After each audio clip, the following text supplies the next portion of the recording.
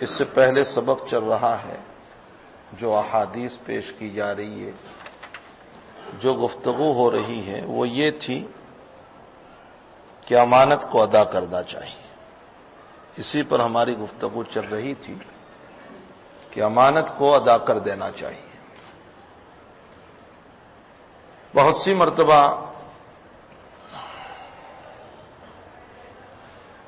مال ایک ایسی چیز ہے کہ جس میں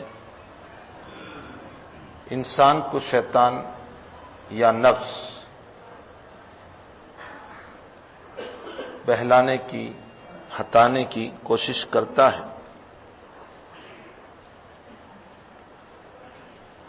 اللہ کے نبی علیہ الصلاۃ والسلام نے سب سے پہلے دعوت و تبلیغ کا جب اعلان فرمایا،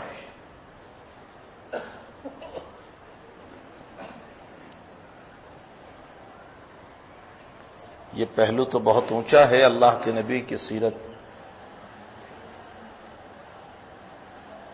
ہمارے عزیزم علی جنید صلی اللہ علیہ وسلم جو ہیں، انہوں نے مجھ سے کہا تھا کہ بھائی یہ ایام ہی ربیع الاول کے چل رہے ہیں، سیرت کے سلسلے میں مفصل بات۔ میں نے کہا سیرت کا پہلو ایسا ہے کہ جس میں ابتدا کہاں سے کرے اس کا بھی پتہ نہیں چلتا، اور ختم کہاں کرے اس کا بھی پتہ نہیں چلتا۔ نبی اکرم صلی اللہ علیہ وسلم کی ذات گرامی تو اللہ اکبر، بعد از خدا بزرگ تو یہ قصہ مختصر۔ اللہ کے بعد اگر سب سے بڑی کوئی ذات اس سرزمین پر ہو سکتی ہے تو ذات اقدس صلی اللہ علیہ وسلم ہے۔ حسان ابن ثابت نے اپنے نبی کے بعد میں بہت سارے اشعار کہے، مسلم شریف میں وہ اشعار موجود ہیں۔ میں ایک مصرع اس کا پڑھ دوں۔ خلقت مبرأ من كل عیب کأنک قد خلقت کما تشاء۔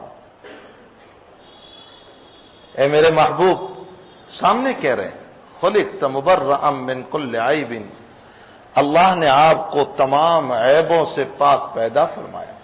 کأنک قد خلقت کما تشاء، گویا کہ اللہ نے آپ کو ایسے بنایا جیسے آپ نے خود چاہا تھا، یعنی آپ اپنی طبیعت کو جیسی چاہتے تھے ویسے اللہ نے آپ کو بنایا۔ اگر ہم کو یہ کہا جائے کہ آپ اپنی چاہت بیان کیجئے، اسی کے مطابق ہم کام کریں گے، تو ہم کوئی اپنے اندر نقص رہنے دیں گے؟ ہرگز نہیں۔ ایک ایک بال بھی ہم بیان کریں گے۔ فرمایا کأنک قد خلقت کما تشاء، تو شان اقدس صلی اللہ علیہ وسلم کو تو کوئی خلق سکتا ہی نہیں۔ عجیب ذات گرامی ہے، لیکن یہ ذات گرامی جب پہلی مرتبہ دعوت کو لے کر کھڑی ہوتی ہے تو گلی کوچوں میں آپ نہیں گئے۔ پہلے سب سے پہلے آپ کی دعوت بہت مشہور ہے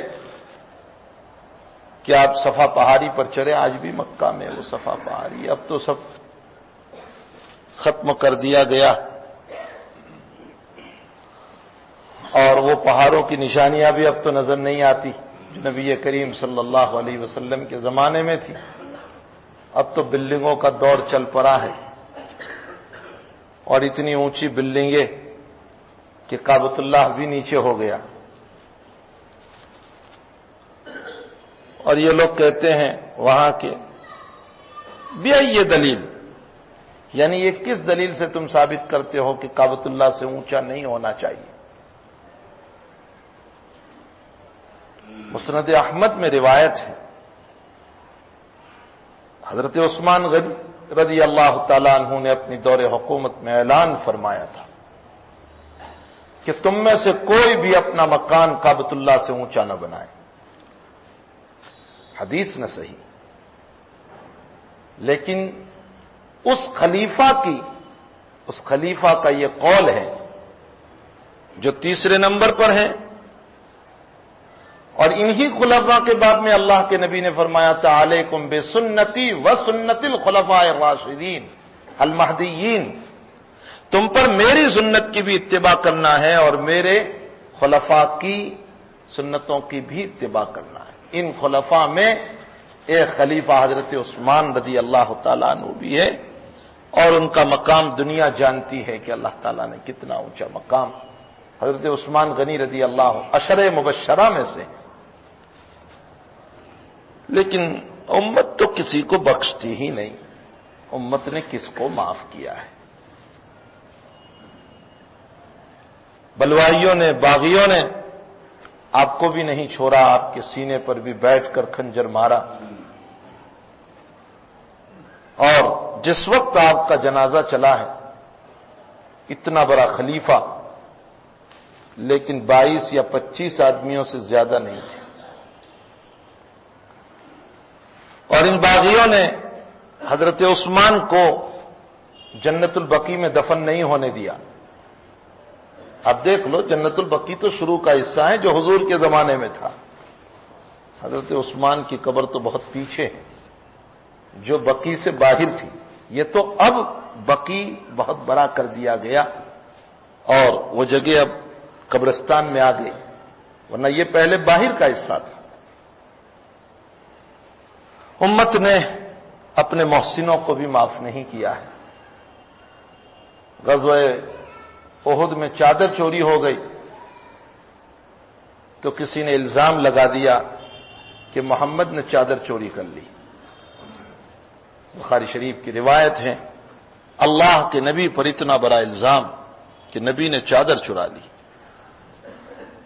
اب نبی پر برات اللہ نے اتاری، ما کان لنبی ان یغل ومن یغلل یأتی بما غل یوم القیامہ، میرا نبی چوری نہیں کرتا، اور جو چوری کرے گا مال غنیمت میں سے قیامت میں لے کر آئے گا۔ بہرحال حضور پاک صلی اللہ علیہ وسلم کی سیرت مقدسہ بڑی عجیب ہے۔ میں تو صرف اس کا ایک پہلو کہ آپ نے سب سے پہلے دعوت و تبلیغ کا جب بیڑا اٹھایا تو صفا پہاڑی پر چڑھے اور آپ نے اہل مکہ کو جمع کیا، اور اہل مکہ کے سامنے ایک بات رکھی آپ نے کہ میرے باب میں تم کیا تصور کرتے ہو، اس لیے کہ جب تک میری عظمت تمہارے دلوں میں نہیں ہوگی وہاں تک میری بات کی بھی عظمت نہیں ہو سکتی ہے۔ سیدھا مسئلہ ہے دنیا کا، جب تک میری عظمت نہیں ہوگی وہاں تک ہمارے کلام کی بھی عظمت نہیں ہو سکتی ہے۔ اس لیے آپ نے سب سے پہلے فرمایا میرے باب میں تم کیا تصور کرتے ہو؟ تو سارے لوگوں نے جواب دیا صادق الوعد امین، آپ وعدے کے سچے، 40 سال ہمارے اندر گزارے، آپ نے کبھی وعدہ خلافی نہیں کی، دھوکہ بازی نہیں کی، اور امین امانت دار ہیں۔ نبی کی دعوت کی بنیاد یہ دو صفتیں ہیں، غور فرمائیں اس پر۔ اب نبی اپنی دعوت پیش کر رہے ہیں اور یہ فرمایا کہ بتاؤ، میں تمہیں یوں کہوں کہ اس پہاڑ کے پیچھے ایک لشکر ہے اور تم پر حملہ کرنے والا ہے، کیا تم میری بات سچ مان لو گے؟ تو سارے لوگوں نے کہا کہ آپ اوپر ہیں، آپ دیکھ سکتے ہیں پیچھے، ہم تو نیچے ہیں، ہمیں کیسے نظر آئے گا کہ پیچھے لشکر ہے یا نہیں؟ ایک آدمی یہاں کھڑا ہو اسے اس طرف کا نظر آتا ہے، ہمیں نظر نہیں آئے گا۔ میں آپ اپنی جگہ پر، اللہ کا نبی ایک ایگزامپل دے کر اب سمجھا رہا ہے۔ فرمایا آپ پہاڑ پر ہیں، آپ کو زیادہ معلوم ہے کہ لشکر ہے یا نہیں، یقیناً آپ سچے ہیں، ہم آپ کو جھوٹا نہیں سمجھتے، اور آپ امین ہیں، امانت دار، آپ جھوٹ نہیں بولو گے۔ تو اب اللہ کا نبی کہہ رہا ہے کہ جس طرح ظاہر میں بلندی پر ہوں، تم نیچے ہو اور تم پیچھے کے حالات نہیں دیکھ رہے ہو، اسی طرح باطن کے اعتبار سے بھی میں مقام نبوت پر ہوں، اس مقام پر ہوں جس مقام پر تم میں سے کوئی نہیں۔ میں جو جنت اور جہنم کو، حالات کو، پریشانیوں کو دیکھ رہا ہوں، وہ تم میں سے کوئی نہیں دیکھ رہا ہے، میں نبی ہونے کی حیثیت سے دیکھ رہا ہوں، یہ جنت ہے، یہ جہنم ہے، اس میں اتباع کرنے والا جائے گا، اس میں نافرمانی کرنے والا جائے گا، میں جو دیکھ رہا ہوں وہ تم نہیں دیکھ رہے ہو، بتاؤ تم میری بات سچ مانو گے اور تم میرا یقین کر لو گے کہ میں سچا ہوں اس بات میں جو میں دیکھ رہا ہوں؟ اسی سچا ماننے کا نام تو ایمان ہے، اسی کا نام ایمان ہے۔ یہی چند لوگوں کے پاؤں پھسل گئے، لیکن یہ پاؤں کا پھسلنا اناد کی بنیاد پر تھا، بغض کی بنیاد پر تھا، ورنہ جانتے یہ بھی تھے کہ محمد سچا ہے۔ غزوہ بدر میں امیہ کو ایک چھید لگ گئی ہوں ذرا سی، یا کسی اور کو، نام میں مجھے سہو ہو رہا ہے تھوڑا سا، وہ بھاگا۔ اللہ کا نبی یہ فرما رہا ہے کہ جہنم میں سب سے زیادہ سزا اس کو ہوگی جس کے ہاتھوں سے نبی مارا گیا یا نبی کے ہاتھوں سے جو مارا گیا۔ اسی لیے اللہ کے نبی کے ہاتھ سے کوئی نہیں مرا۔ آپ پوری تاریخ اٹھا لیں، انگلی رکھنے کا موقع آپ کو نہیں ملے گا کہ اللہ کے نبی علیہ السلام نے کسی کو مارا ہو۔ بدر، احد، خندق، قریظہ سب دیکھ لیں آپ، ایک بھی آپ کو نہیں ملے گا۔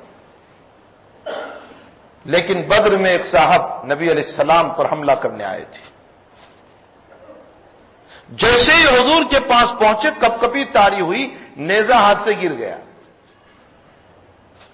اللہ کے نبی علیہ السلام نے مارا نہیں، ذرا سا چھید یوں کر دیا۔ وہ اس طرح چلاتا ہوا بھاگا، لوگوں نے کہا کہ اس میں اتنا چلا رہا ہے، یہ کیا ہو گیا؟ اس کا جواب ہے یا تو امیہ یا کوئی اور صاحب تھے، اس کا جواب یہ ہے، اس نے کہا ارے یہ تو چھید ہے، محمد تھوک بھی دیتا تو میں مر جاتا۔ یقین تھا انہیں، یہ اپنی نجی مجلسوں میں کہا کرتے تھے۔ اسی لیے مکی زندگی میں جب آپ سجدے میں گئے مطاف کعبہ میں، اور آپ پر اونٹ کی ہوجری اور سب گندگیاں آپ پر ڈالی گئی، فاطمہ آئی اور ہٹایا اور آپ بیٹھ گئے۔ اس روایت سے تو بہت سارے مسئلے علماء نے مستنبط فرمائے ہیں۔ اور بیٹھنے کے بعد اللہ کے حبیب نے فرمایا اللہم علیک بقریش، اے اللہ تو قریشیوں کو پکڑ لے۔ اللہم علیک بابی جہل و فلا، نام لے کر بد دعا کیا۔ اس موقع پر ابو جہل نے یوں کہا کہ محمد کاش چپ ہو جائیں ورنہ تو اس کا خدا ہمیں چھوڑے گا نہیں۔ یقین تھا ان کو، لیکن اپنی کرسی، مسئلہ تھا اصل اپنی کرسی کا، کہ ہماری سرداری چلی جائے گی۔ اللہ کے حبیب نے اپنی دعوت کی بنیاد جن دو صفتوں پر بنائی ہے وہ یہ ہیں صادق الوعد الامین، آپ وعدے کے سچے اور امانت دار۔ انہی دو پر بنیاد رکھ کر اب آپ فرما رہے ہیں کہ جب تم مجھے وعدے کا سچا اور امانت دار مانتے ہو تو پھر میری اگلی بات کو بھی مان لو۔ دعوت و تبلیغ کی بنیاد یہ دو چیزیں۔ اس سے یہ معلوم ہوتا ہے اگر ہم میں بھی یہ دو صفتیں ہوگی تو انشاءاللہ ہماری باتیں چلے گی، لیکن اگر یہ صفات نہیں ہے تو کھوکھلے ہیں ہم۔ علامہ رومی نے ایک عجیب لطیفہ کہہ لو کہ گدھے کو شرارت سوجھی اور شیر کی کھال پہن لی اور بستی میں گیا ڈرانے کے لیے، اور سارے لوگوں نے جو دیکھا تو بھاگنے لگے کہ بہت بڑا شیر آ گیا۔ یہ تو بھائی شیر تو چھوٹا ہوتا ہے، گدھا تو بڑا ہوتا ہے، کہا بہت بڑا شیر، بہت بڑا۔ بھاگنے لگے لوگ، یہ بھی خوش ہونے لگا کہ مزے آ گئے، بھاگ رہے ہیں لوگ، ڈر رہے ہیں مجھ سے۔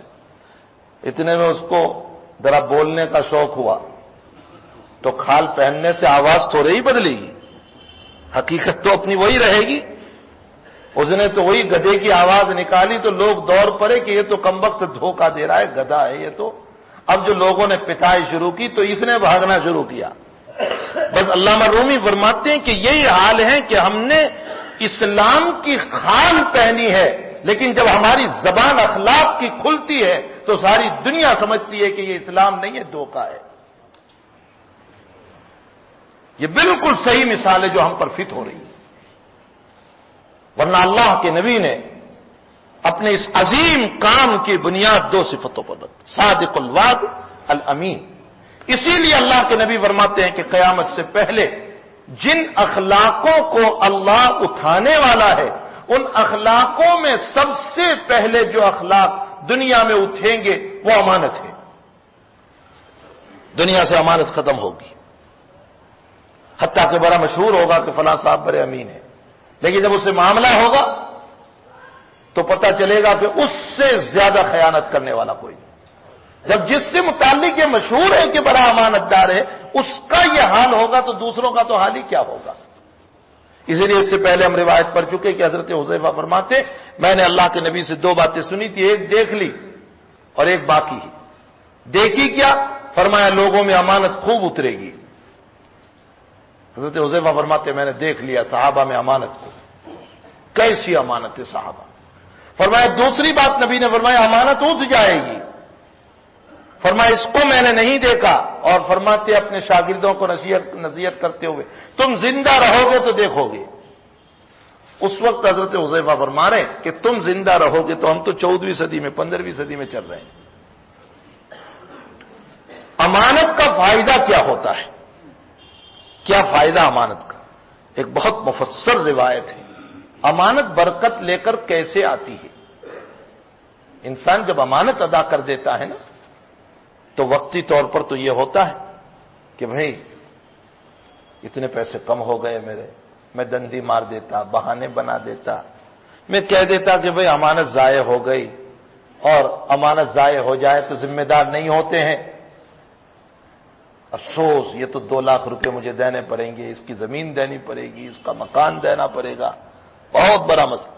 لیکن اگر انسان صداقت قلب کے ساتھ ادا کر دیتا ہے امانت، تو اس پر واقعہ بہت لمبا واقعہ ہے، میں اس کو مختصر کر کے آپ کو بتاؤں۔ بخاری اور مسلم شریف کا یہ واقعہ ہے۔ حضرت عبداللہ ابن زبیر رضی اللہ تعالیٰ عنہ فرماتے ہیں کہ میرے والد صاحب حضرت زبیر رضی اللہ تعالیٰ عنہ، یہ کون زبیر ہیں؟ زبیر ابن عوام، اللہ کے نبی علیہ السلام کے سارو بھائی، حضرت اسما کے شوہر ہیں، اور اسما اور عائشہ بہن ہیں۔ تو حضرت عائشہ کے شوہر نبی کریم صلی اللہ علیہ وسلم، حضرت اسما کے شوہر یہ زبیر رضی اللہ تعالی، اور یہ زبیر وہ ہے کہ بنو خندق کے اندر اللہ کے نبی نے فرمایا تھا لکل نبی حواری وحواری الزبیر، ہر نبی کا ایک مددگار ہوتا ہے دل کا صاف، میرا مددگار اور دل کا صاف اگر کوئی ہے تو میرا زبیر ہے۔ ان کا ایک واقعہ اور مجھے یاد آ گیا، بخاری شریف میں ہے کتاب النکاح میں، عورتوں کے حیا پر امام بخاری نے یہ واقعہ عورتوں کے حیا پر بیان فرمایا۔ ان کی بیوی حضرت اسما رضی اللہ تعالیٰ عنہ حضرت عائشہ کی بہن ہے، اور یہ اسما وہ ہے کہ جب اللہ کے حبیب پاک صلی اللہ علیہ وسلم حضرت صدیق کے ساتھ یعنی اسما کے والد کے ساتھ ہجرت کرتے ہوئے غار ثور میں چھپے تھے، تو یہ اسما کھانا باندھ کر چپکے اندر میں دوپہر کے موقع پر غار ثور میں کھانا پہنچانے جاتی تھی۔ اللہ کے نبی نے ان کو لقب دیا تھا ذات النتاقین۔ نتاقین، نتاق کہتے ہیں ازار بن، نارا جس کو ہم بولتے ہیں ازار بن، 2 ٹکڑے کیے، ایک سے کھانا باندھا اور ایک سے ازار باندھی، تو 2 نتاق والی، یہ اللہ کے نبی نے ان کو لقب دیا تھا۔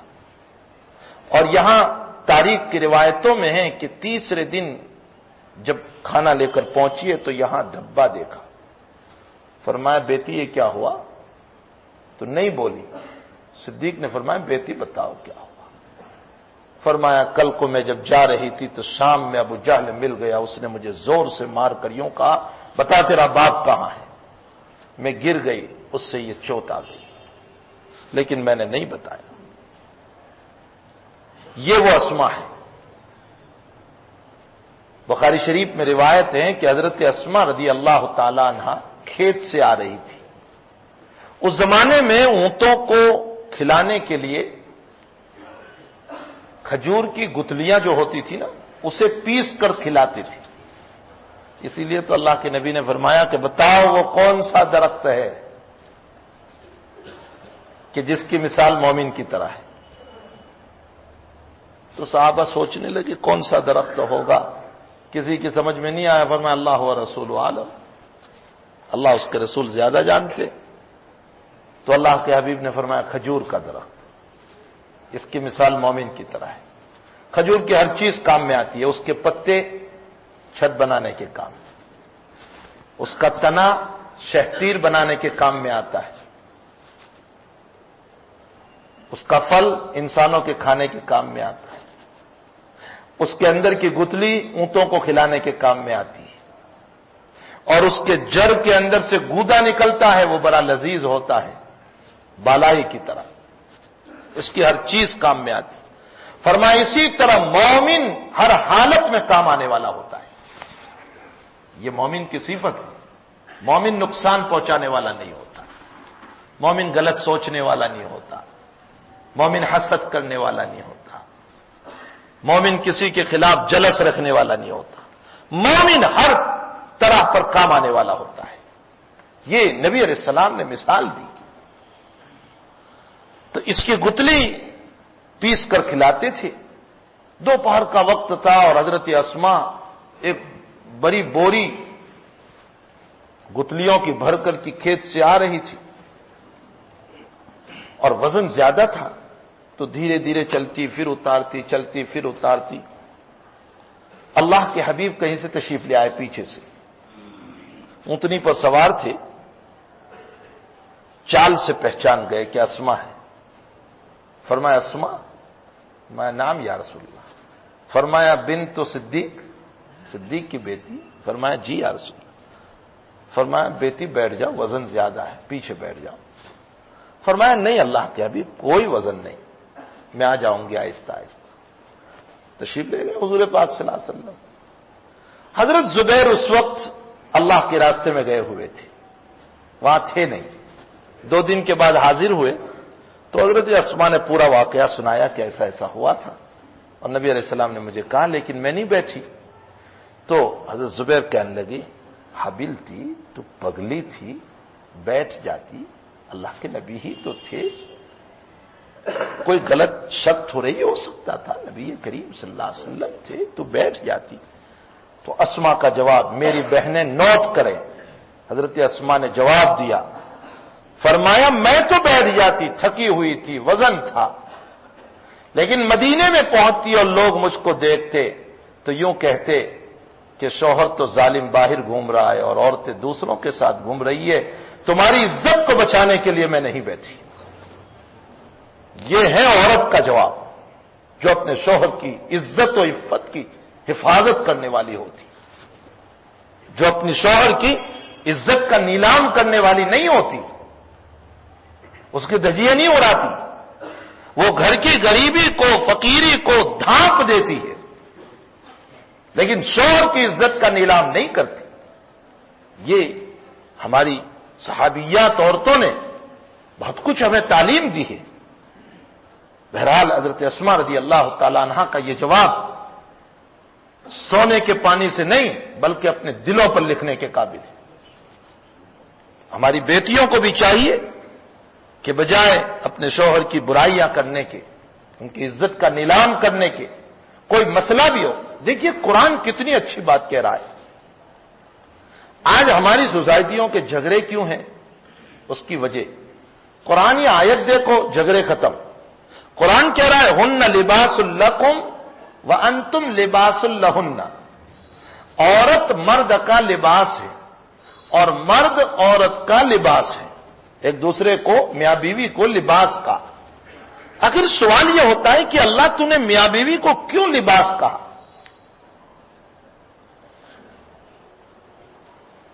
مفسرین نے لکھا ہے کہ لباس سے اندر کے عیوب چھپتے ہیں. بھائی اندر میں کچھ بھی ہو، چاہے بیماری ہو یا کوئی بھی چیز ہو، لیکن جب کپڑا پہن لیتا ہے انسان تو عیوب چھپ جاتے. اللہ نے میاں بیوی کو لباس کہہ کر اشارہ کیا اس بات کی طرف کہ تمہیں بھی آپس میں ایک دوسرے کے عیوب کو چھپانا چاہیے.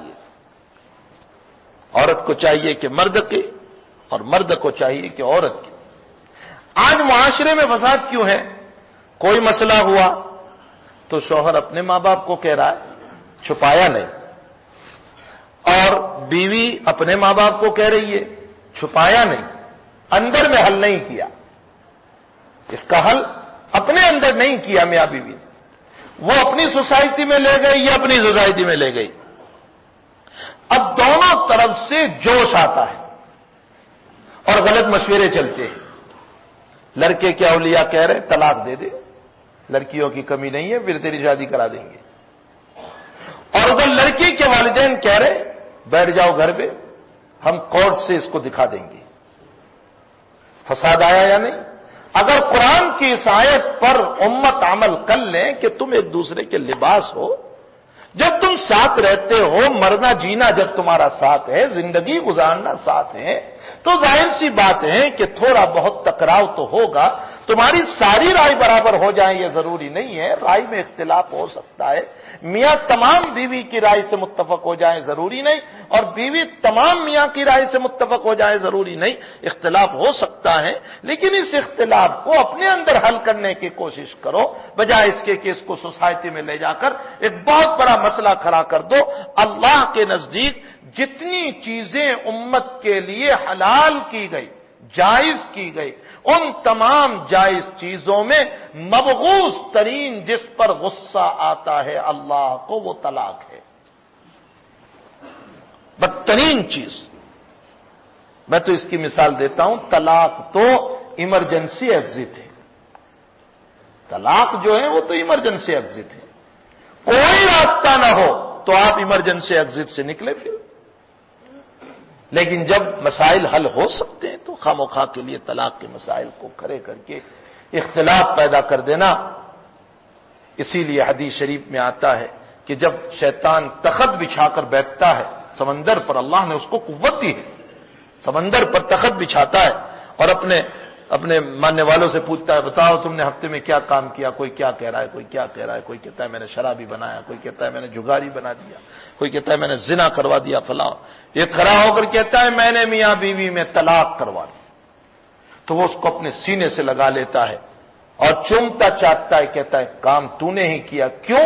ممکن ہے کہ ان دونوں کے ذریعے سے کوئی اولاد پیدا ہوتی جس سے ہزاروں انسان بن جاتے. اچھا ہوا تو نے توڑ دیا تاکہ ایسی نیک اولاد ہی پیدا نہ ہو. تو مبغوض ترین چیز طلاق ہے. اس کا سولوشن اللہ نے بتایا کہ تم مسائل کو اپنے اندر حل کرنے کی کوشش کرو.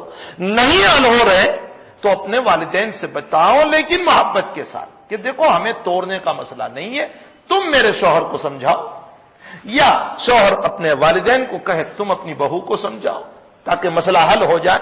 لیکن یہ نوبت وہاں تک پہنچا دینا یہ قرآنی اصول کے خلاف ہے. بہرحال میں یہ کہہ رہا تھا کہ امانت جو ہے نا وہ اتنی عظیم الشان چیز ہے. اگر انسان امانت کو ادا کر لے تو اللہ کیسی برکتیں عطا فرماتے ہیں مکان میں. اور میں نے بتایا کہ قیامت کی نشانیوں میں سب سے بڑی نشانی یہ ہے کہ دنیا میں سب سے پہلے امانت اٹھ جائے گی. بلکہ اللہ کے نبی نے فرمایا اذا ضیعت الامانۃ فانتظر الساعہ، جب امانت ضائع ہونے لگے، ختم ہونے لگے تو اب دیکھ لو قیامت آنے والی ہے. یہاں تک اللہ کے نبی نے فرمایا. امانت ادا کرنے پر واقعہ عبداللہ ابن زبیر رضی اللہ تعالیٰ عنہ، ان کے والد حضرت زبیر ابن عوام رضی اللہ تعالیٰ، بہت بڑے صحابی ہیں، بدر و احد خندق قریظہ ہر مسئلے پر اللہ کے نبی کے ساتھ رہے. اور ان کے بیٹے عبداللہ ابن زبیر بھی بہت بڑے آدمی ہیں. ظالم حجاج ابن یوسف نے عبد الملک ابن مروان بادشاہ کے کہنے سے چونکہ حجاج مدینہ اور مکہ کا گورنر تھا، عبد الملک ابن مروان حجاز کا بادشاہ تھا، اس کے کہنے سے حجاج نے عبداللہ ابن زبیر کو رضی اللہ تعالی عنہ، صحابی رسول ہیں، مدینے میں مہاجرین صحابہ میں یہی سب سے پہلے پیدا ہوئے تھے، یعنی ہجرت کرنے کے بعد مہاجرین میں سب سے پہلے یہ پیدا ہوئے تھے، اور اللہ کے نبی نے ہجرت کرنے کے بعد مہاجرین بچوں میں سب سے پہلے ان کی تحنیک فرمائی تھی، اور بڑے بہادر تھے یہ۔ ظالم حجاج نے عبد الملک ابن مروان کے حکم سے حضرت کو پھانسی دے دی تھی، عبداللہ ابن زبیر رضی اللہ تعالی عنہ۔ یہ فرماتے ہیں کہ میرے والد صاحب زبیر رضی اللہ تعالی عنہ جنگ جمل حضرت عائشہ رضی اللہ تعالی عنہ اور حضرت علی کے درمیان حضرت عثمان کے خون کا بدلہ لینے کے سلسلے میں ہوئی تھی۔ چونکہ حضرت عثمان کی جب شہادت ہوئی تو حج کا زمانہ چل رہا تھا، حضرت عائشہ حج میں تھی، حضرت علی مدینے میں تھے۔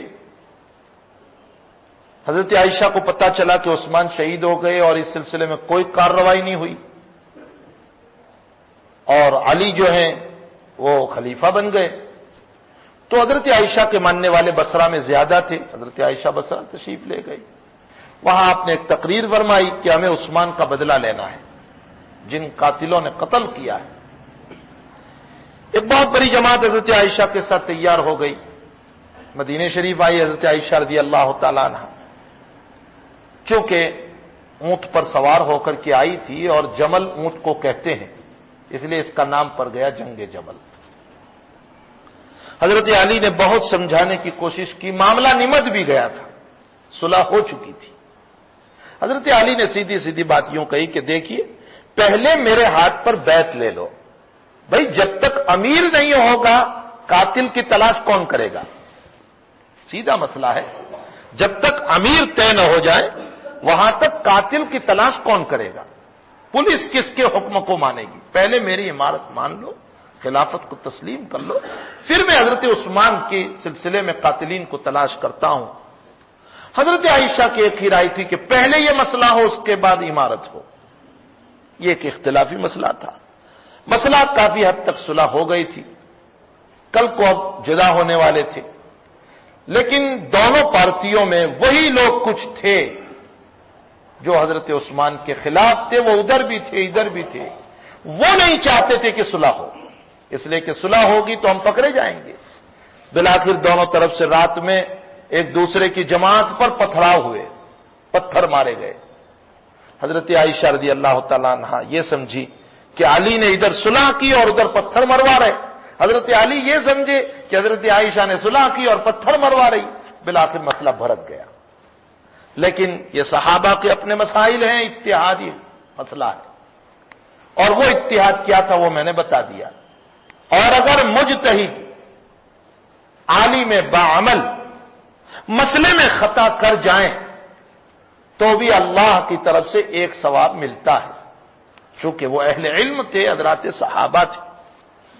اس جنگ جمل میں حضرت زبیر رضی اللہ تعالیٰ عنہ حضرت عائشہ کی طرف تھے۔ فرما رہے ہیں کہ اپنے بیٹے عبداللہ کو بلا کر یوں کہا کہ بیٹے، نہ معلوم کتنے لوگ مر گئے اور ابھی مریں گے، کوئی ظالم ہو کر مرے گا، کوئی مظلوم ہو کر مرے گا، مجھے یہ لگتا ہے کہ میں مظلوم ہو کر مروں گا، اور میں اب گھر نہیں آؤں گا، یعنی میرے آنے کے امکانات نہیں ہیں۔ بیٹے، مجھے سب سے زیادہ فکر یہ ہے کہ میرے اوپر قرض بہت ہے، میں اس پوری روایت کا ترجمہ آپ کو سمجھا دوں، میرے اوپر قرض بہت ہے اور مجھے اسی کی فکر ہے۔ بیٹے، تم میرے بعد سب سے پہلے میرا کام یہ کیجیے کہ میرا قرض ادا کرو، اگر میں مر جاؤں تو میرا قرض، اور قرض کے بعد جو مال بچ جائیں اس میں سے ایک ثلث، ایک ترتیاؤں مال کی میں وصیت کرتا ہوں میرے ان ورثاء کے لیے جن کو میراث ملنے والی نہیں ہے، جیسے میرے پوتے، یعنی حضرت عبداللہ ابن زبیر کے بیٹے، عبداللہ کے بیٹے تو زبیر کے پوتے لگیں گے، اور پوتوں کو میراث نہیں ملے گی، اس لیے کہ باپ موجود ہے، عبداللہ موجود ہیں، تو پوتوں کو میراث نہیں ملے گی۔ تو فرمایا تیری اولاد کو میں 1/3 کی وصیت کرتا ہوں، جو مال بچ جائے وہ ان کو دینا، اور اگر نہ بچے اور مجھے نہیں لگتا کہ کچھ بچے گا تو پھر اگر میرے قرض کے ادا کرنے میں تمہیں تکلیف ہو تو میرے مولا سے مدد مانگنا۔ عبداللہ ابن زبیر فرماتے کہ ابا جی آپ کے مولا کون؟ اس لیے کہ اس زمانے میں مولا جو ہیں وہ غلام کے آزاد کرنے والے کو بھی کہتے تھے۔ فرمایا آپ کے مولا کون؟ فرمایا میرا اللہ، اس سے تو مدد مانگنا اور میرا قرض کسی طرح تو ادا کر دینا۔ معلوم یہ ہوتا ہے کہ انسان کو اپنے قرض کی فکر کرنا چاہیے، یہ بڑا خطرناک مسئلہ ہے۔ اللہ نمازوں کی کمی کو معاف کر سکتا ہے، روزوں کی کمی کو معاف کر سکتا ہے، اس کے حقوق ہیں، لیکن بندوں کے حقوق کا مسئلہ بہت ٹیڑھا ہے۔ کسی نے میراث نہیں دی بہنوں کی، بہت بڑا مسئلہ ہے، اللہ اکبر۔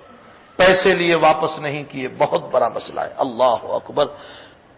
مخلوق کے حقوق ادا کر دو، فکر کرو کہ مرنے سے پہلے ادا ہو جائیں، اس کی فکر ہمیں ہونا چاہیے ہر انسان کو، اور اپنا وصیت نامہ تیار رکھنا چاہیے۔ کوئی دن ہمارا ایسا نہ گزرے کہ ہمارا وصیت نامہ تیار نہ ہو۔ ہم میں سے کتنے ہوں گے جن کے پاس کوئی وصیت نامہ لکھا ہوا نہیں ہوگا؟ حالانکہ علماء میں سے بعض علماء نے وصیت نامے کے تیار رکھنے کو واجب کہا ہے، اگرچہ جمہور علماء نے تو سنت کہا ہے کہ سنت ہے، لیکن بعض علماء اتنی سختی کر رہے ہیں کہ واجب ہے۔ کم سے کم سنت تو ہے، اپنا وصیت نامہ اپنے پاس ہونا چاہیے۔ اگر اچانک کوئی مسئلہ پیش آ گیا، کس کے پیسے باقی ہمارے پاس، ہم اولاد کو معلوم نہیں ہوگا، اب اولاد تو دے دھنا دن ختم کر دے گی اور قرض ہمارے ذمے میں باقی رہ جائے گا، سزا ہم بھگتیں گے، مزہ اولاد اڑائے گی۔ یہ کوئی عقل مندی تھوڑی ہوئی، اسے عقل مندی نہیں کہتے۔ اس لیے اپنا وصیت نامہ تیار رکھنا چاہیے اور اس میں اپنے تمام باتوں کو، حقوق کو لکھ کر رکھنا چاہیے۔ فرمایا مجھے سب سے بڑی فکر جو ہے نا، اسی لیے تو بھائی میت کے مسائل میں یہ ہے کہ میت کے انتقال کے بعد اس کے مال میں سے سب سے پہلے اس کے تجہیز و تکفین کا سامان دو، کفن دفن کا سامان میت کے مال سے دو۔ اس کے بعد سب سے پہلے قرض دیکھو، پہلے قرض میں سارا مال چلا جائے تو دے دو، لیکن اس کی جان چھڑاؤ۔ اللہ کے نبی کا عالم تو یہ تھا کہ شروع میں جب جنازے کے لیے آتے تھے، میت آتی تھی تو حضرت فرماتے تھے قرض ہے اس پر؟ کوئی کہتا جی ہاں ہے، تو حضرت فرماتے تھے صلوا علی صاحبکم، تم نماز پڑھ لو، میں نہیں پڑھوں گا اس کی۔ یہاں تک اللہ کے نبی فرماتے تھے۔ کبھی ایسا بھی ہوا کہ کسی صحابی نے فرمایا یا رسول اللہ اس کا قرض میں ادا کر دوں گا، تو اللہ کے نبی نماز پڑھاتے تھے۔ اس سے اہمیت بتائی امت کو کہ اپنے ذمے جو ہو وہ ادا کرو، ایک بہت بڑا مسئلہ ہے۔ ہمیں مالیات، جتنے ہم نمازی ہیں اتنی فکر مخلوق کے حقوق کی نہیں کرتے ہم، بہت بڑا مسئلہ ہے یہ تو۔ بہرحال اللہ کے حبیب پاک صلی اللہ تعالی وسلم نے اس پر بہت زور دیا ہے کہ انسان کو چاہیے کہ لوگوں کے حقوق کو ادا کر دے۔ فرمایا میرے مولا سے مدد مانگنا۔ اب وہ مسئلہ بھی سن لو کہ تجہیز و تکفین کے بعد سب سے پہلے قرض ادا کرنے کے بعد مال بچ جاتا ہے، تو اب دیکھو اس کی وصیت ہے یا نہیں۔ اگر وصیت ہے تو 1/3 اور باقی جو 2/3 بچ جاتے ہیں 2/3 وہ میراث میں تقسیم کیا جائے گا۔ عبداللہ ابن زبیر فرماتے ہیں کہ ابا جی نے فرمایا میرے مولا سے اللہ سے مدد مانگنا۔ اب اللہ کا کرنا کہ ابا جی کا انتقال ہی ہو گیا۔ عبداللہ ابن زبیر فرماتے ہیں کہ تم اس دھوکے میں نہ آنا کہ میرے ابا کہیں عیش پرستی کی وجہ سے قرضدار ہو گئے تھے، یہ مطلب نہیں۔ میرے ابا کو لوگ امین سمجھتے تھے کہ زبیر بڑا امانت دار ہے، تو لوگ اپنی امانتیں میرے ابا کے پاس رکھتے تھے، تو میرے ابا یوں کہتے تھے کہ امانت کے طور پر مت دو، اس لیے کہ امانت اگر گم ہو گئی تو واپس نہیں ملے گی۔ مسئلہ ہے سیدھا، حفاظت کے باوجود اگر چوری ہو جائے تو واپس نہیں ملتی. بھائی ہم کیا کریں؟ چور لے گیا. مجھے قرض دو، اس لیے کہ قرض کا مسئلہ ایسا ہے کہ مجھے ہر طور پر آپ کو واپس دینا ہے، تو تمہارا مال واپس ملے، اس لیے قرض دو مجھے، امانت کے طور پر نہ دو. لوگ امانت دیتے تھے، حضرت قرض لیتے تھے. اس طرح پر قرض لے لے لے کر غریبوں میں خوب تقسیم کرتے تھے. یہ تھا میرے ابا کے قرض کا مسئلہ. اب ابا جی دنیا سے رخصت ہو گئے. میں نے سارا قرض جو دیکھا تو اللہ اکبر، کتنا قرضہ؟ روایت میں ہے 22 لاکھ درہم. بہت بڑا، 22 لاکھ درہم. اب میں پریشان تھا کہ ابا جی کا قرضہ ادا نہیں ہو سکتا ہے، بظاہر تو بہت مشکل. عبداللہ ابن جعفر رضی اللہ تعالیٰ عنہ میرے پاس آئے اور رو کر مجھے کہنے لگے کہ میرا بھائی کتنا قرضہ چھوڑ گیا تجھ پر. میرے بھائی سے مطلب زبیر، کتنا قرضہ چھوڑ گئے؟ تو میں نے اپنے ابا جی کے قرض کو چھپانے کے لیے جھوٹ بول دیا کہ 1 لاکھ ہے. تو وہ کہنے لگے اللہ اکبر، تیرے ابا جی کا یہ قرضہ ادا نہیں ہو سکتا، 1 لاکھ تو کیسے ادا کرے گا؟ تو میں نے کہا اگر 1 لاکھ نہیں ہو سکتا ہے تو اب صحیح بات سنو، 22 لاکھ ہے. تو حضرت عبداللہ ابن جعفر کہنے لگے اور تو مسئلہ اور مشکل. فرمایا دیکھو میرے بھائی کی جان چھڑانا ہے، تم بیٹے اپنے باپ کا سارا قرضہ ادا کر دینا، ضرورت پڑے تو مجھ سے مانگ لینا. عبداللہ ابن جعفر نے فرمایا مجھ سے مانگ لینا، میں مدد کروں گا تمہاری. فرمایا ٹھیک ہے. اب حضرت عبداللہ ابن زبیر فرماتے ہیں کہ میں نے والد صاحب کی مال پر جو نظر کی تو والد صاحب نے پیسے تو کچھ نہیں چھوڑے تھے، البتہ ملکتیں چھوڑی تھی. کیا ملکیتیں چھوڑی تھی؟ ولم یدا دینارن ولا درہمن، حضرت نے دینار اور درہم نہیں چھوڑے، الا ارضین، زمینیں چھوڑی تھی. منہا الغابہ، مقام غابہ مدینہ سے باہر ایک جگہ ہے، وہاں ایک زمین رکھی تھی ابا جی نے. وعیدہ عشر دارن بالمدینہ، اور مدینے میں 11 مکان تھے. ودارین بالبصرہ، اور بصرہ میں 2 مکان تھے. ودارن بالکوفہ، اور کوفہ میں 1 مکان تھا. ودارن بمصر، اور مصر میں 1 مکان تھا. کل ملا کر حضرت کے 13، 14 اور 15 مکانات ہوئے. 15 مکانات اور مقام غابہ پر زمین چھوڑی تھی. مقام غابہ کی زمین عبداللہ ابن زبیر فرماتے ہیں کہ میرے والد صاحب نے 1,70,000 درہم میں خریدی تھی. 1,70,000 جس کو ہم کہتے ہیں، 70,000 میں خریدی تھی. میں نے یہ سوچا کہ ابا جی کا قرض ادا کرنا ہے، تو سب سے پہلے میں نے اسی زمین کو بیچنے کے لیے نکالا، غابہ کی زمین کو بیچنے کے لیے نکالا. میں نے جب اس زمین کو بیچنے کے لیے نکالا تو ابا جی کی یہ زمین فوجدتہ 1,000,000 میرے ابا کا قرضہ مجھ پر 22 لاکھ تھا. فلقی حکیم ابن حزام، عبداللہ ابن زبیر نہیں ملے، حکیم ابن حزام ملے اور یہ فرمایا کہ میرے بھائی کا کتنا قرضہ ہے؟ میں نے کہا 1 لاکھ. فرمایا کیسے ادا کرے گا؟ تو میں نے کہا کہ سنیے 22 لاکھ ہے. فرمایا یہ تو اور بھی مشکل ہے. فرمایا ضرورت پڑے تو مجھ سے مانگ لینا. میں نے کہا کہ ٹھیک ہے. وقان زبیر قد اشترى بالغابہ ب70 و100,000 فباعها عبداللہ ب1,000,000 1,70,000 کی غابہ کی زمین خریدی تھی. حضرت عبداللہ ابن زبیر فرماتے ہیں کہ میں نے یہ زمین 16 لاکھ میں بیچی اور میں نے اعلان کیا کہ دیکھو اس کی قیمت 16 لاکھ میں نے لگائی ہے. اب میرے ابا کے پاس جس کے جتنے پیسے باقی ہو میں اس میں سے اتنی زمین اس کو دوں گا.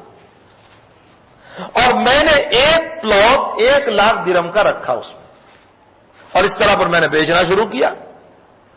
تو عبداللہ ابن جعفر آئے، کہنے لگے کہ میرے پیسے باقی ابا جی کے پاس. کہا کتنے؟ 4 لاکھ درہم.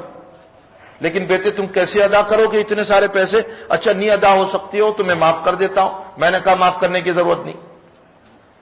کہا اچھا تاخیر کر دو. کہا نہیں. کچا آدھا ماں بادل، فرمایا نہیں پورے لو آپ کے، یہ زمین ہے اس میں سے 4 پلاٹ لے لو آپ۔ اسی طرح تقسیم کرتے کرتے کرتے کرتے 4.5 حصے باقی رہ گئے، یعنی 4.5 پلاٹ باقی رہ گئے۔ اب ڈیمانڈ اور بڑھا، فرمایا میں مسجد نبوی میں پہنچا تو امیر معاویہ رضی اللہ تعالیٰ عنہ اس وقت تھے۔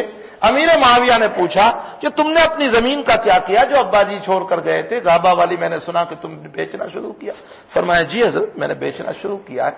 کہا کتنی بک گئی؟ کہا اتنی۔ اب کتنی رہ گئی؟ تو کہا اتنی رہ گئی ہے۔ تو وہاں 3 صحابی اور بیٹھے ہوئے تھے، انہوں نے 3 پلاٹ خرید لیے۔ کہا کتنا رہ گیا؟ کہا 1.5 رہ گیا۔ تو حضرت معاویہ فرماتے ہیں کہ تو نے 1 لاکھ قیمت لگائی ہے، اس حساب سے 1.5 پلاٹ کے 1.5 لاکھ ہوتے ہیں، میں تجھے ڈبل دیتا ہوں، 3 لاکھ میں خریدتا ہوں۔ تو 16 لاکھ سے بڑھ کر 17.5 لاکھ ہو گئے۔ 17.5 لاکھ میں حضرت نے یہ زمین میں ابا جی کا قرض ادا کر دیا۔ اس کے بعد 1 مکان میں نے بیچا، فرماتے 1 مکان ابا جی نے اس کو خریدا تھا 25,000 درہم میں، وہ میرا مکان 6 لاکھ درہم میں بکا، اور میں نے ابا جی کا سارا قرضہ ادا کر دینے کے بعد اب میرے سارے بھائی آئے، میری بہنیں آئے کہ میراث لاؤ، تو میرے ابا کی 4 بیویاں تھیں۔ فرمایا میں نے اپنے ابا کی 4 بیویوں کو چونکہ اولاد تھی اس لیے 8واں حصہ ادا کیا، اور ایک بیٹے کو ڈبل حصہ دیا، اور ایک بیٹی کو یعنی میری بہن کو سنگل حصہ دیا۔ فرمایا کہ ایک بہن کو 2.5 لاکھ درہم اور ایک بھائی کو 5 لاکھ درہم میراث کے اندر آئے۔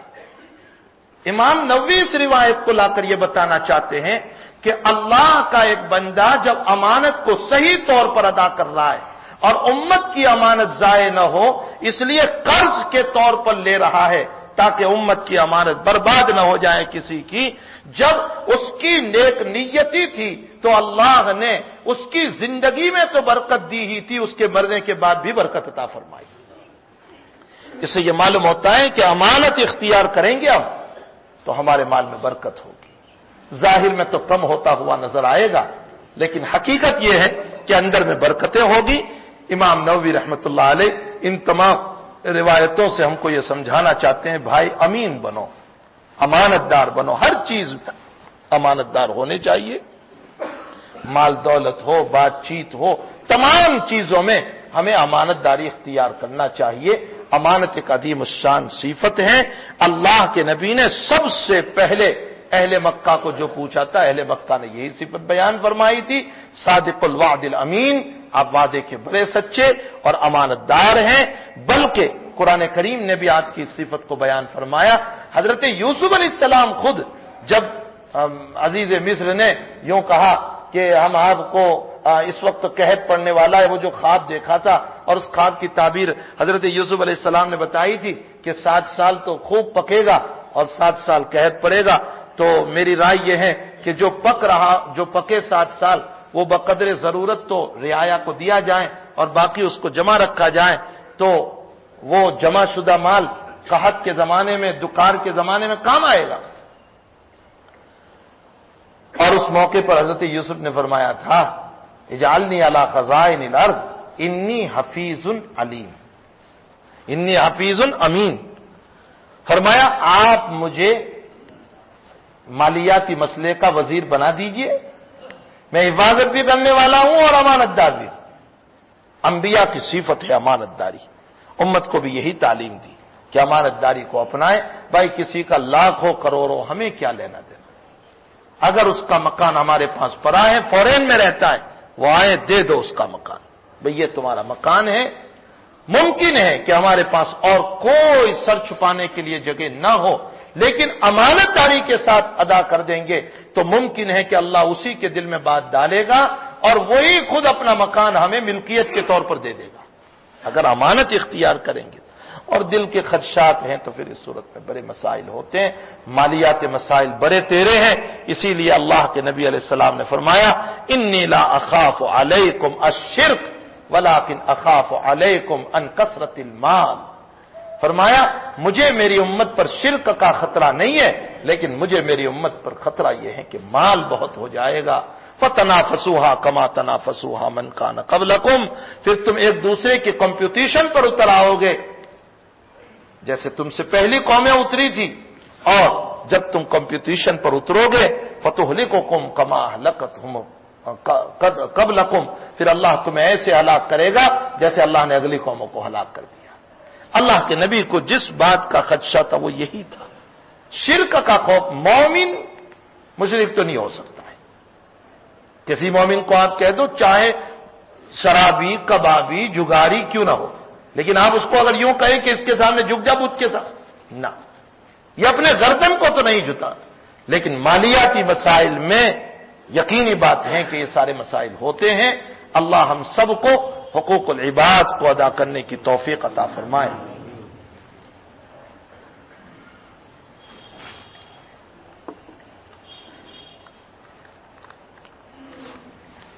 हमारे अजीज़म अल इमरान सल्लल्लाहु की अहलिया और उनके वालिद साहब बीमार हैं, दुआ की दरख्वास्त है। अगर किसी ने सजदे में तस्बीह नहीं पढ़ी तो सुन्नत छूट गई। तस्बीह पढ़ना नमाज सजदे में सुन्नत है। अगर चाहे फर्ज नमाज हो, कुछ भी हो, नफल हो, तस्बीहात का पढ़ना सुन्नत है। अगर किसी ने नहीं पढ़ी है तो नमाज हो जाएगी, लेकिन सुन्नत छूट गई, और सुन्नत के छूटने पर कोई सज्दे सहव भी नहीं होता है। फर्ज नमाज में दुआ की गुंजाइश है। अगर अकेले पढ़ते हो तो इस सूरत में गुंजाइश है, लेकिन अगर इमाम के साथ पढ़ते हैं तो फिर इमाम की इत्तिबा की जाएगी, यानी इमाम जब सलाम फेरे तो हमें भी सलाम फेरना होगा। अलबत्ता अकेले नमाज पढ़ते हैं तो दुआओं की गुंजाइश है, बल्कि अल्लाह के नबी अलैहिस्सलाम तो 2 सजदों के बीच में भी दुआ पढ़ते थे, अल्लाहुम्मा रब्बिग़फिरली वरहमनी।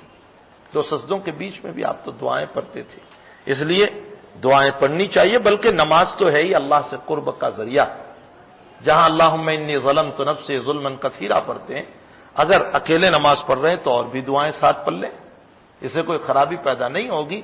नमाज तो है ही अल्लाह से कुर्बत का जरिया, मांगने का जरिया।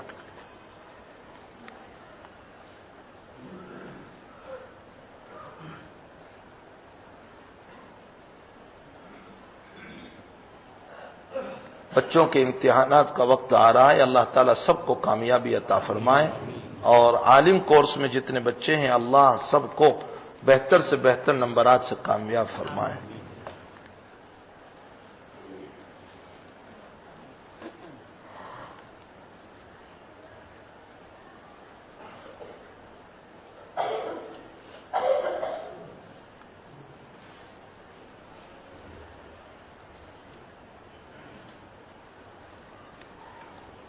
क्या लिखा है समझ में नहीं आ रहा।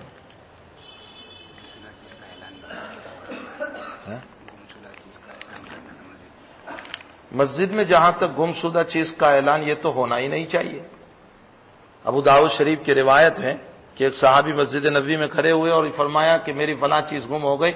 अल्लाह के नबी गुस्से में आकर फरमाया ला रद्द अल्लाहु अलैक, अल्लाह तेरी चीज को वापस न करे। ये कोई यहां मस्जिद तेरे चीजों के ऐलान की जगह।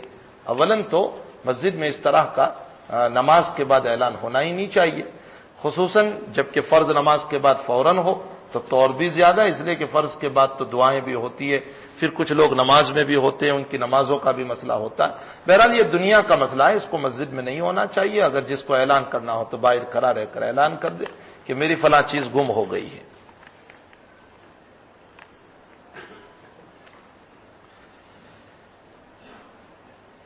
किसी के अहलिया का इंतकाल हुआ है, शरीफा बीबी उनका नाम है, उन्होंने दुआ की दरख्वास्त की है। और इसी तरह आज हमारे एक मिलने वाले हैं, ताल्लुक रखने वाले ग्लॉस्टर इंग्लैंड में, उनकी भी अहलिया का जुमेरात को ऑपरेशन है। उन्होंने भी खूब दुआओं की दरख्वास्त की है कि अल्लाह ताला कामयाबी अता फरमाए।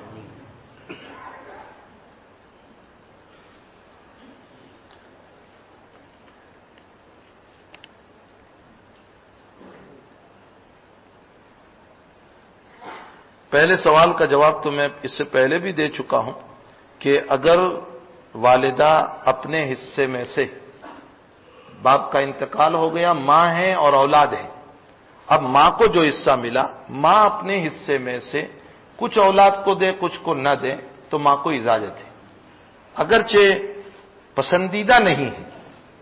پسندیدہ تو یہ ہے کہ ماں برابری کرے تاکہ کسی کا دل نہ دکھے، لیکن حنفیوں کا وہاں اگر ماں کسی بچے کی خدمت زیادہ ہے یا بیچارہ غریب زیادہ ہے، اس کی بنیاد پر ماں کسی ایک بچے کو یا ایک بچی کو زیادہ دیتی ہے تو ہمارے وہاں ادا ہو جاتا ہے، کوئی عرض نہیں، اس لیے کہ ہم مالک ہیں اور مالک کو اختیار ہوتا ہے، لیکن چونکہ دوسروں کا دل دکھتا ہے اس لیے اس کی رعایت کی جائے۔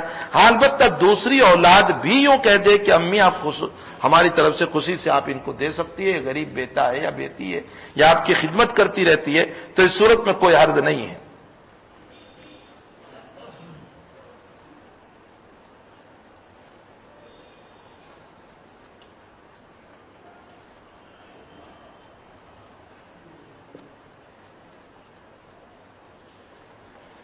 جو فلیٹ بند پڑا ہوا ہے، پوچھنے والے نے پوچھا ہے کہ ایک ملکت میں 4 فلیٹ اور ایک دکان ہے، 3 فلیٹ میں رہتے ہیں اور ایک فلیٹ بالکل بند ہے، بند فلیٹ کا مینٹیننس لے سکتے ہیں یا نہیں؟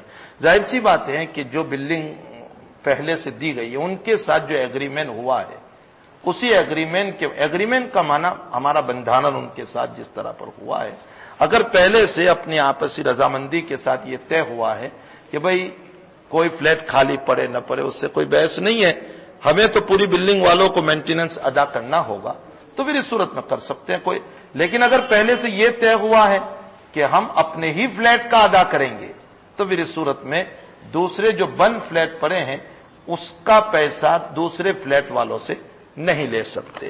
باقی سوالات انشاءاللہ آگے کریں گے۔ ایک سوال اس میں رہ گیا ہے، برو محمد شاہد محمد عارف کے لڑکے کے لیے دعا کی گزارش ہے، اللہ تعالیٰ سبھی بیماروں کو شفاء دائمہ مستمرہ نصیب فرمائے، مرحومین کی مغفرت فرمائے۔